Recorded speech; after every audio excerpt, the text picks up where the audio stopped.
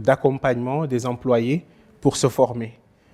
C'est une nouvelle technologie, il faut aller apprendre à la connaître. Quel que soit le domaine dans lequel tu es, ce n'est pas parce que tu n'es pas technicien, que tu sois technicien ou que tu sois comptable ou que tu sois politicien, l'intelligence artificielle va arriver dans ton domaine et peut-être même elle va arriver en premier dans ton domaine avant d'arriver dans le domaine de la technique. Donc, quel que soit le secteur d'activité, les entreprises ont cette obligation morale d'accompagner leurs employés dans la formation, mais aussi dans la reconversion professionnelle. Parce que c'est vrai, les gens parlent de perte de métier, perte de travail, mais ce qui est sûr et certain, c'est qu'il y aura des changements de travail. Ouais. Ça, c'est sûr. Le journalisme ne sera plus ce qu'il était avant l'ère de l'intelligence artificielle et après l'ère de l'intelligence artificielle ou pendant l'ère de l'intelligence artificielle. C'est comme ça aussi pour l'enseignement, la politique, la santé, tous les secteurs d'activité. L'intelligence artificielle va totalement transformer comment ces métiers sont faits. Donc, il faut qu'il y ait de vraies politiques dans les entreprises d'accompagnement sur la reconversion. Que ça peut être en fait ça peut passer par la formation, ça peut passer par la flexibilité du travail. On a vu avec l'ère de Covid, il y a le travail à distance qui s'est installé.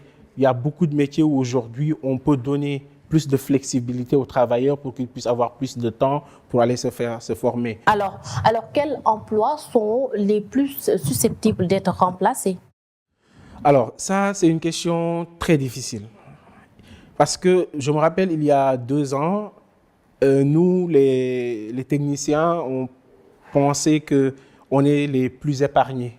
On pensait que oui, bon, écoute, c'est les comptables, c'est les journalistes. Nous, c'est pas un peu notre problème. On va développer cette technologie. Parce que vous êtes dans ce domaine. Mais en fait, il se trouve que des outils aujourd'hui comme ChatGPT, c'est des outils qui peuvent faire tout ce qu'un jeune technicien qui vient de sortir de l'université sait faire. Alors, dire tout, c'est quand même assez exagéré, mais quand même, ça montre vraiment un potentiel aujourd'hui extrêmement élevé. Aujourd'hui, un ChatGPT, avec juste une petite description, peut te donner du code qui presque fonctionne. Et ça pose un vrai problème. Parce qu'aujourd'hui, est-ce que finalement les entreprises ne se mettront pas à recruter des seniors et les doter de ces outils-là et finalement les juniors auront des problèmes pour s'insérer dans les entreprises parce que les entreprises ne verront plus l'utilité d'aller recruter quelqu'un qu'il faudra mentorer, accompagner, alors qu'il suffit juste d'équiper à un senior de ces outils pour avoir la productivité de toute une équipe. Donc oui, c'est très difficile de dire tel ou tel métier, mais on sait que plus le métier est routinier, plus il est procédural, plus l'intelligence artificielle est capable de se l'approprier et de faire une très grande part en fait, de ce métier-là. Parmi ces métiers, ce qui est sûr, c'est que les métiers de caissier, aujourd'hui, on a partout des caisses automatiques. Et ça, c'est des métiers qui sont vraiment les plus menacés. D'autres parlent des métiers d'administration, certains métiers où il y a beaucoup de routine. Donc oui, c'est une question très difficile, mais c'est plus les critères en fait du métier. Après, moi, je ne crois pas qu'on en est encore au stade où on va perdre des métiers. C'est plus des outils qui sont là pour accompagner les gens. C'est-à-dire une collaboration homme-machine. Exactement, c'est-à-dire que l'IA ne va pas remplacer quelqu'un dans son métier, mais quelqu'un qui maîtrise l'IA va remplacer quelqu'un dans son métier. Un journaliste qui maîtrise l'IA fera un meilleur journaliste que quelqu'un qui ne le maîtrise pas.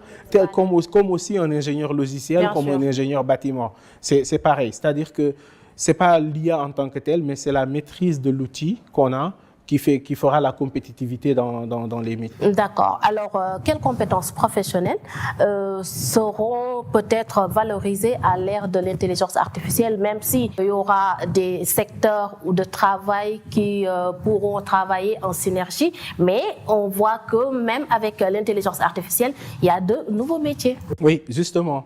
Justement, Comme le data scientist. Exactement. On parle beaucoup en fait de perte des métiers, mais on parle moins des métiers, de nouveaux métiers qui vont naître et qui sont même en train de naître aujourd'hui. Notamment les métiers de data scientist, de data engineer, les métiers d'ingénierie informatique sont quand même assez épargnés. Il y a toujours en fait cette demande-là de pouvoir faire ces outils-là. Justement, ces outils sont faits par des humains et il faut des gens qui le font. Donc tout ce qui tourne autour de la donnée, que ça soit côté technique comme que ça soit côté exploitation ou côté légalisation, tout ce qui tourne autour de la donnée, ce sont des métiers qui auront énormément de valeur. Mais aussi, cette histoire d'interface homme-machine, des métiers d'interfaçage homme-machine, c'est-à-dire des gens qui comprennent très bien la société, très bien les besoins des utilisateurs et qui connaissent assez bien la technologie pour pouvoir justement proposer des services autour de ça. Et les métiers aussi d'éthique sur l'IA, parce que l'IA pose pas mal de problèmes d'éthique. Tout ce qu'on appelle des biais algorithmiques, les biais sur les données, les métiers de legal tech, ça c'est des métiers qui auront énormément de valeur parce que cette IA qui est en train de naître a besoin d'être accompagnée. Et plein d'autres métiers dont on peut citer. Donc pour moi, il s'agit plus en fait de tout faire pour se former dans l'intelligence artificielle. Se former ne veut pas dire apprendre à faire de l'intelligence artificielle, mais déjà savoir c'est quoi l'intelligence artificielle, comment ça fonctionne, quelles sont les limites et comment on peut en tirer profit et pouvoir l'appliquer à son métier. Alors, dès le début, vous avez parlé des avantages et peut-être les conditions, les effets de l'intelligence artificielle sur les conditions de travail et le bien-être des employés. Oui, alors ça c'est très important. Pour moi, le bien-être des employés, il y a des avantages, il y a des choses clairement où on voit que l'IA peut apporter beaucoup de bien-être. Moi, quand je suis travailleur dans une entreprise, j'ai besoin de productivité. Quand je suis productif, je me sens bien. L'IA peut aider énormément sur la productivité. Aujourd'hui, comme je l'ai cité tout à l'heure, il y a pas mal d'outils d'IA aujourd'hui qui peuvent aider sur la productivité. Un photographe, il peut utiliser des outils tels que Midjourney ou ces outils de traitement d'images assistés par l'IA pour améliorer son art, pour aller au-delà en fait de ce qu'il pouvait faire.